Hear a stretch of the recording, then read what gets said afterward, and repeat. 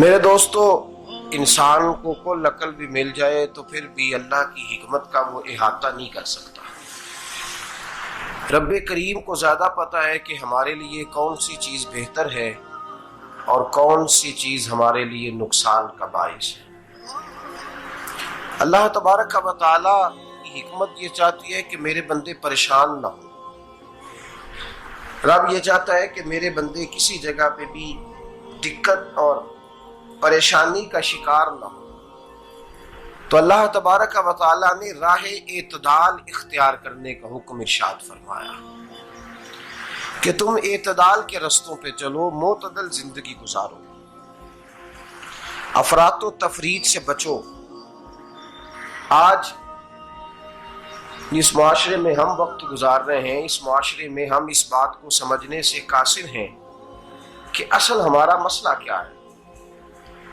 ہمارا اصل جو مسئلہ ہے اس کی شناخت ہمیں کیسے ہوگی اور ہم پھر اس تک رسائی کس انداز میں حاصل کر پائیں۔ ہم ہمیشہ اپنی آمدن بڑھانے کے چکر میں رہتے ہیں، ایک کام اور شروع کر لیں، پارٹ ٹائم جاب شروع کر لیں، کوئی سائیڈ بزنس اس کا آغاز کر لیں۔ ہماری جو دوڑ لگی ہوئی ہے وہ لگی ہے کام بڑھانے میں، آمدن بڑھانے میں، حالانکہ اسلام ہمیں یہ کہتا ہے کہ تو آمدن بڑھانے کے چکر میں نہ پڑ، اصل بات یہ ہے کہ تو اپنے خرچے کنٹرول کر۔ تنگ انسان وہ نہیں ہوتا جس کی آمدن تھوڑی ہوتی ہے، یہ توجہ کیجیے گا میری بات، یہ قیمتی بات ہے اور گفتگو ساری کا لب لباب ہے۔ تنگ بندہ وہ نہیں ہوتا جس کی آمدن تھوڑی ہوتی ہے، اصل پریشان وہ ہوتا ہے جس کے خرچے زیادہ ہوتے ہیں۔ اور ہمارا جو روزمرہ کا نقصان ہو رہا ہے نا، وہ آمدن کے معاملات میں نہیں ہو رہا۔ بنیادی نقص جو واقعہ ہو رہا ہے وہ یہ ہے کہ ہمارے اخراجات زیادہ ہیں اور وہ اخراجات کسی اور نے نہیں بڑھائے، وہ خرچے ہم نے خود بڑھا لیے ہیں اور اب ہمیں اس کا نقصان بھگتنا پڑ رہا ہے۔ اور اگر آپ صحیح معنوں میں ٹٹولیں تو جو بہت امیر لوگ ہیں وہ تو ان خرچوں سے بچ گئے۔ میں نے بہت سارے ایسے ختمات میں شرکت کی ہے، میں بہت ساری ایسی جگہوں پہ گیا ہوں کہ جہاں لوگوں نے بڑا مختصر سا ختم دلایا ہے تو ہو گیا ہے ختم۔ ختم کے معاملے میں کب کسی نے پابندی لگائی ہے کہ اس میں 200 آدمی شریک ہوگا تو تب یہ سال ثواب صحیح ہو سکے گا؟ کون کہتا ہے؟ یا شادی کے موقع پر اگر سارے بہن بھائیوں کو نہ بلایا گیا تو میری شادی پایہ تکمیل تک نہیں پہنچے گی، اس میں برکت نہیں ہوگی، یہ کس نے فتویٰ دیا ہے؟ معتدل زندگی کا اسلام حکم دیتا ہے۔ میں پڑھ رہا تھا کہ ایک بہت بڑا صدر ہے، غالباً سوڈان کے صدر کی بات ہو رہی تھی، تو اپنے بیٹے کی بارات لے کے گیا تو 4 لوگ گئے ہیں بارات اور 15 لوگوں کا اس نے اہتمام کیا اپنے گھر میں کھانا کھانے کا۔ تو کیا شادی ہو گئی کہ رک گئی؟ تو بھئی راگ الاپنا اس بات کا کہ بڑی پریشانی ہے، کوئی سائیڈ بزنس شروع کیا جائے فلان جگہ فلان جگہ فلان جگہ، تو اصل معاملہ یہ ہے کہ پہلے ایک بندہ کماتا ہے تو پھر بھی گھر ہی چلتا ہے، پھر بڑا بیٹا ساتھ شامل ہوتا ہے تو پھر بھی گھر ہی چلتا ہے، پھر منجلا بیٹا شامل ہوتا ہے تو پھر بھی گھر ہی چلتا ہے۔ جو رونا دادا جی رویا کرتے تھے کہ بڑی مصیبت ہے، بڑی مشکل ہے، گاؤں میں رہ اکیلے ہوتے تھے اور وہ 5 بچوں کو اور 4 بچیوں کو وہ پالتے تھے، تو جو وہاں پریشانی تھی وہی آج پریشانی شہر میں آ کر پڑھ لکھ کر موٹی تنخواہ لے کر وہی پریشانی ہمیں ہے۔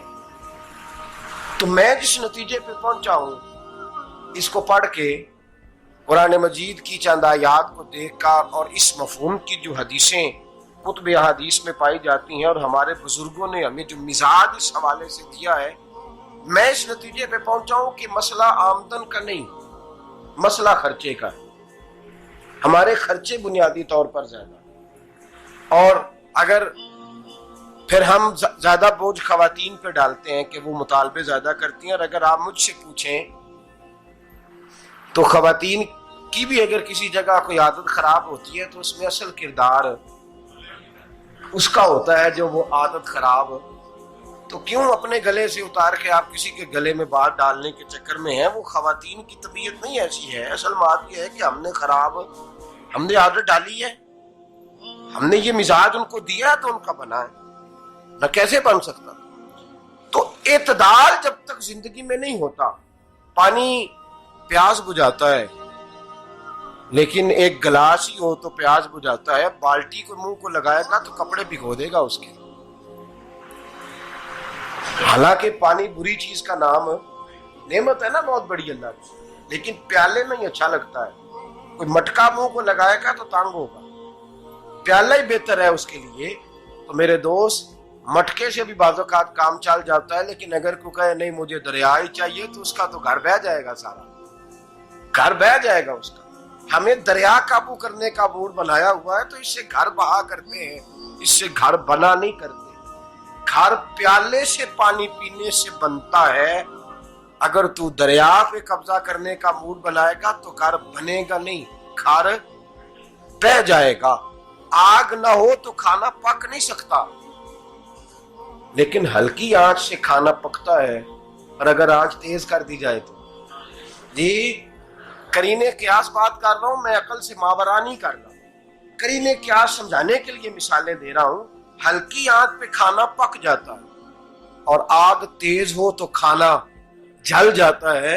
تو کھانا اتنی دیر کھانے کے قابل رہتا ہے جب تک وہ ہلکی آنچ پہ پکتا ہے. تو جتنی مرضی تو کہتا ہے نہیں میرا گزارے نہیں، آگ تیز ہونی چاہیے، تو میاں جل جائے گا، جل جائے گا. ہوا نہ ملے تو سانس نہیں آتی، ٹھیک ہے؟ آکسیجن نہ ہو تو سانس، ہوا نہ چلے تو گزارا نہیں ہوتا. لیکن اگر تیز چلے نا، اگر تیز چلے تو آندھی اور طوفان بن جائے تو چھتیں گرا دیتی ہے، جانیں لے لیتی ہے. ہم ہیں طوفان کے چکر میں، ہم ہیں دریا کے چکر میں، ہم ہیں بڑے لاؤ کے چکر میں. تو میاں ہلکی آنچ ہی اچھی ہے، یاد رکھ. اور ایک گلاس پانی کا اعتدال سے ملتا رہے تو وہی ملتا رہے، ضرورت کے وقت وہی بہتر ہے. تو پورے دریا پہ قبضہ کرنے کا پروگرام نہ بنا، تانگ ہو جائے گا. اور میرے عزیز یاد رکھ، ہوا سانس لینے کے مطابق ملے تو وہی اچھی ہے، جو سانس بند کرنے پہ آ جائے وہ ہوا اچھی. ہم نے چکر چلا لیا ہے کہ زیادہ پیسہ، راتوں رات پیسہ، لمبا پیسہ، یہ پلاٹ بھی میرا، وہ پلاٹ بھی میرا، گجرانوالا بھی، گجرات بھی، لالا موسیٰ کھاری اور پنڈی تک جہاں میں جاؤں میرے نام کی تختیاں لگی ہوئی ہونی چاہیے. اسلام منع